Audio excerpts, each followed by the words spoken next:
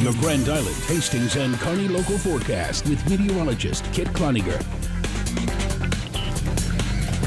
Well, looking around the Local 4 live views, a bit of a dreary picture here on this Thursday midday. Now, we aren't going to be seeing as much sunshine at the end of the week than what we saw at the beginning, but we will be seeing the sun return by Friday. Now, looking at Lincoln, you haven't seen much in the way of rain so far this morning, but we're going to be seeing some more overnight rather than over the next couple of hours today. But a little bit of rain there in Kearney. Grand Island has seen some, and even Hastings within the last 15 minutes. We've seen some of that rain coming through. Now, looking at some of the surface features that are across the Central Plains right now, here in western Kansas, we're expecting maybe some severe weather today. We've got a dry line there, that low pressure forming just off of the Colorado Rockies, but even a weak high pressure forming just behind this cold front. You see clearing out all of that cloud cover there in the Panhandle. So they'll see the temperatures warming up pretty nicely today with that all that extra sunshine today. But all this rain right here actually sparked off by some thunderstorms from last night across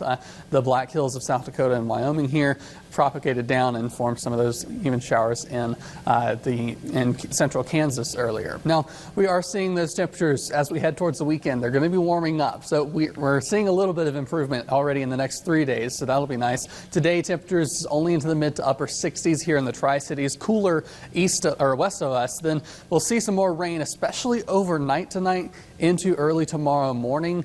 And then we'll see it eventually clear out later on in the afternoon. So only about half the day we'll be dealing with rain in the state. But then Saturday, we do have a chance that's still growing. We're still monitoring it, but there's a chance for some severe weather, especially north of Interstate 80.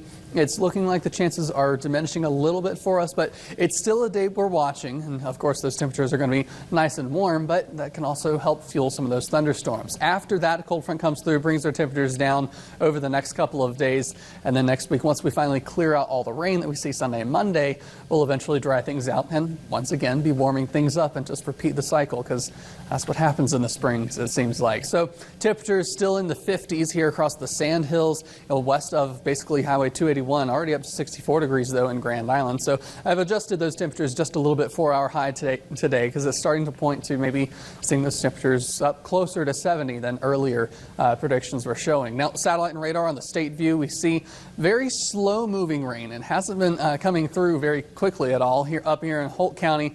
We've seen this over the past hour or so, only moving about 20 miles an hour. So fairly short. That'll be getting to Neely and over towards Norfolk a little bit later on by around 1, 2 o'clock. And then looking a little bit farther south, heavy rain south of Kearney around the Minden area. And that's been pretty stagnant. What it's doing is back building. It's building more rain on the back side of it as it feeds in the moisture. So we're seeing some places with fairly heavy rain, could be seeing 1 to 2 inches of rain by the end of this in some places, and even maybe more than that. Eventually, this may progress to the Hastings and Highway 281 corridor, but it might take a little while before it gets there. Looking through the afternoon here on Thursday afternoon, right around 3 o'clock, we've got some of those showers moving through our northern hometowns, and then as we get to the late evening, we've got some heavy rain across the area. Notice this, it stays put and then eventually moves towards the northeast part of the state. So it's looking like tonight is going to be a pretty wet, soggy night coming up. Highs today, though, into the mid 60s here across the Sand Hills, but maybe even close to 70 degrees here in the Tri-Cities. Russ?